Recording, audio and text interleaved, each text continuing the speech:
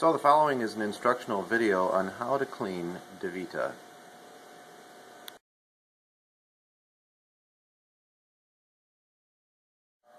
Upon entering the building, you will look to your left and you will see an alarm.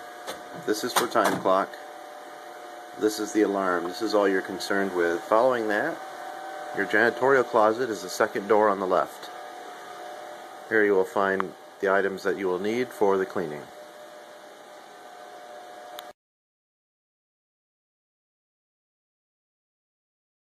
Cleaning bucket contains the necessary things that you have to have. The glass cleaner is in blue, bowl cleaner is obvious. This is stainless steel cleaner, which is used on some of the stainless steel panels. And this green cleaner is used for the sinks, the porcelain, the faucets, and so on. It also can be used on the counters. Spray and wipe. Currently we're using NLC mop soap from Lawton Brothers. You fill the bucket to about this amount, and then you just put 1 to 2 ounces. That's all that's necessary, just a little bit. Now standing by the alarm, this is the storeroom, which contains our supplies. Everything you need will be found in this room to replace items in the building.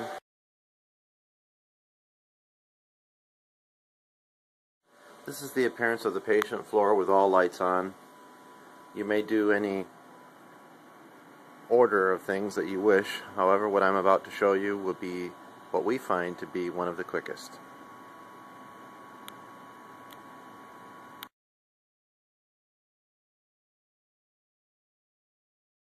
Now towards the front of the building, away from the patient area, is the office area. These contain several locked doors. You'll just need to try your keys to see which one opens which. This conference area typically has one basket which has coffee grounds in it. Sometimes it's used for more.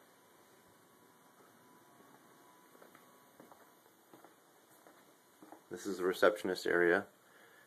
Each night we check the glass where she may slide those open in order to talk to a patient.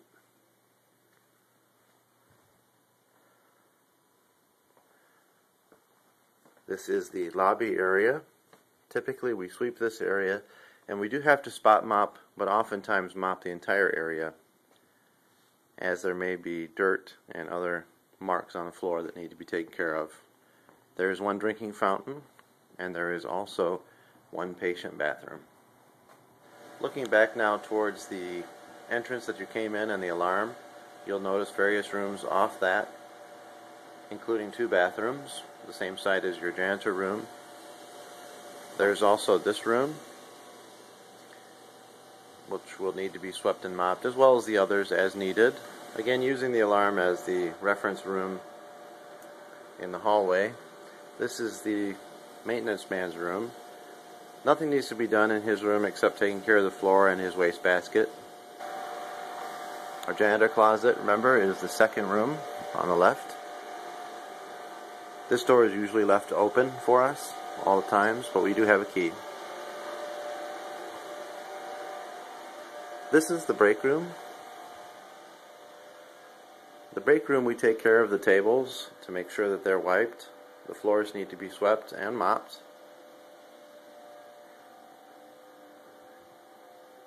We also clean the counter, the sink, dump the coffee grounds, empty the pot, and rinse it out.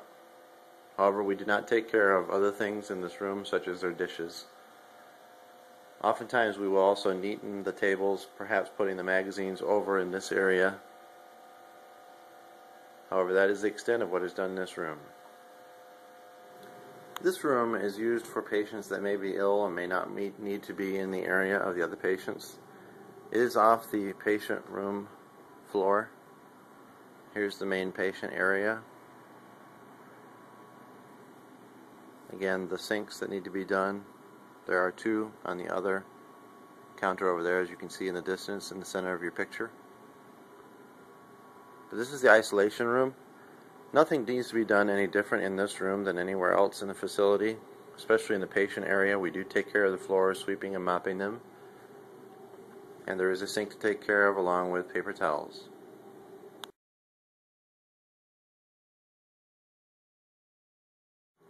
It is generally best to replace all liners every night. They provide the liners, they're located near the back. What we like to do is simply pull the bag and put it into one of the larger barrels. Usually you can contain all trash containers, empty all of them, pulling all the liners, and put them in 2 to 4 of these large roll-around barrels. Once you get these full, you can then take them to the back door, which we will show you soon, and there you can wheel those out to the dumpster. This is the storeroom. This is the area where we take our trash out. What needs to be done in here is there is a barrel that is in this room where the water is purified that needs to be have the trash removed. You also may need to sweep and mop in that room periodically. This is the rear door that goes out to the dumpsters.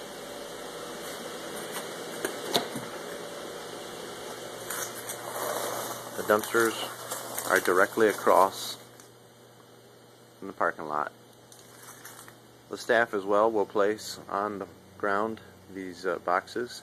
No need to break those down. What you can do is simply use one of their carts, such as this, stack them neatly, and wheel them out to the trash. Other than that, in this room we simply keep this swept and mopped as needed. So this is a typical amount of trash for one night. You might have some more boxes, so you might have to make trips on that cart, and occasionally you'll need 3 or 4 of these large roll-around barrels to wheel out to the dumpster, which is just off to there. There's 2.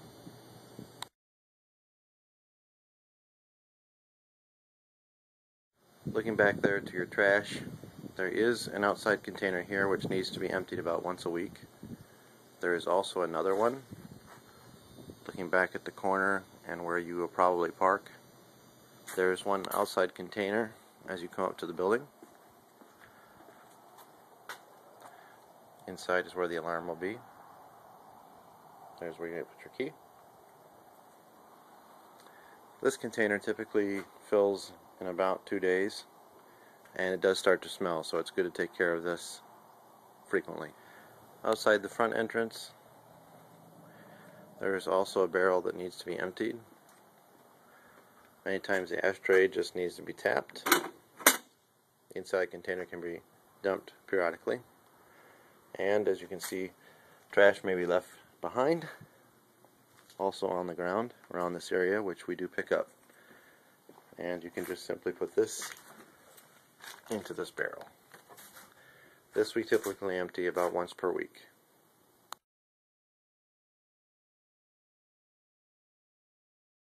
Once you have changed all the trash, it will be time for you to commence with sweeping.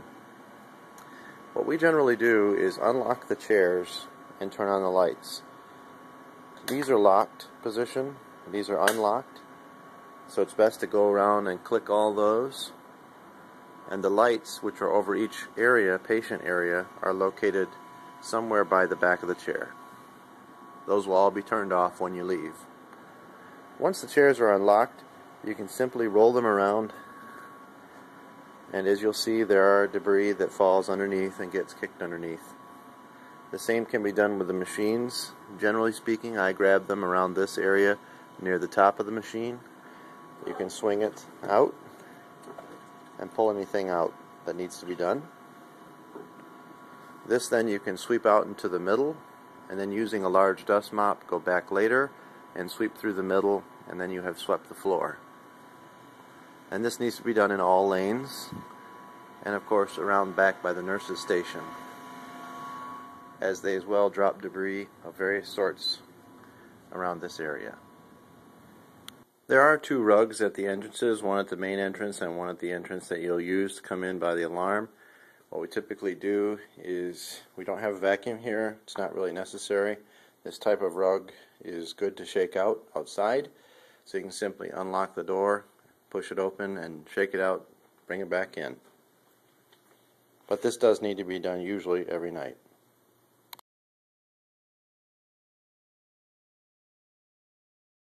We do wipe the countertops each and every night and clean the sinks. We simply use a sink cleaner which descales and removes lime, and you'll find several sinks around in various locations within the patient area. You're not able to see them, but I am pointing at them right now. But these are on countertops such as this. This is the center one. There's also paper towel dispensers such as these. These are difficult to tell when they're empty because as they're placed in, the paper towel is pulled through the core, through the middle, and comes through the bottom. So it's necessary to open these to determine if you're becoming low. If you can see through and see that there isn't much left on the roll, go ahead and change it. Again, looking from where the alarm is turned on and off, this is the women's bathroom in the hallway. This is typical of the other bathrooms in the facility. There are several. We usually just empty the wastebasket, and there is a sanitary napkin dispenser that is in the middle between the two stalls. These have wax paper replacements which are in the janitorial closet. This dispenser is not used, so we simply use stainless steel cleaner on it periodically as needed. Otherwise, cleaning the bathroom is what you might expect. We do clean the entire sink and faucet, mirrors, check the paper towels, replace toilet paper as needed. There are double rolls on each, and clean the toilets. We typically need to sweep and mop these rooms each and every night.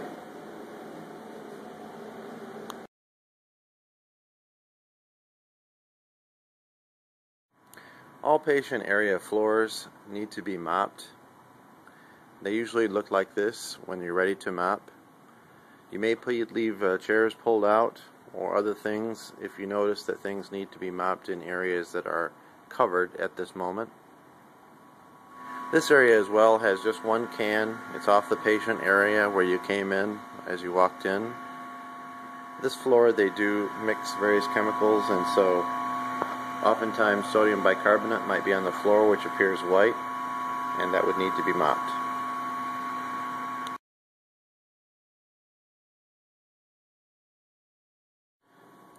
As mentioned, when you sweep, you simply sweep things out into the middle and go back by with a dust mop to collect all that you've swept out.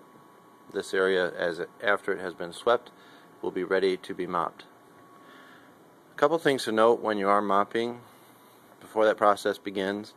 You may need to leave a chair pulled out as such so that it notifies you that there is blood spatter. This can be quite difficult to see until you get used to it, but this is just a small area. Unlike water that hits the ground and splashes, blood will spatter and spread easily. It's not uncommon to find it around the hazard waste basket, which incidentally we have nothing to do with. They take care of that.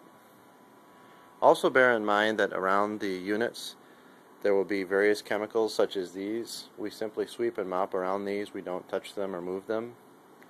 If they do have a spill and this becomes a puddle on the floor, it's best to leave that till the end and go back and mop that area, because it will contaminate your mop bucket with another chemical, which if you spread onto the floor will then dry as a haze on the floor, and you will have to mop it again with a fresh bucket.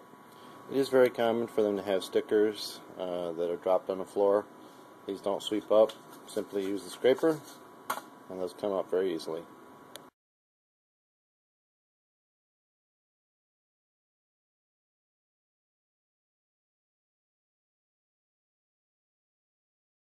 In the patient area, there is a light switch here over by the isolation room, which turns off the lights in this row. Otherwise, all center lights and over the patient areas are the two switches that you see by each patient machine. So each patient has his own set of lights. Those will all be turned off when it's time to leave. Also, each television must be shut off on the television. There is a power switch that is on the far left. The switches that are over this side outside the patient areas is located by the nursing station, and it is this switch right here for the nurses, the one on the right, and the one on the left is over the outside row on this side of the building, leaving just the center on. There is another one of these switches located on this panel in the middle of your screen.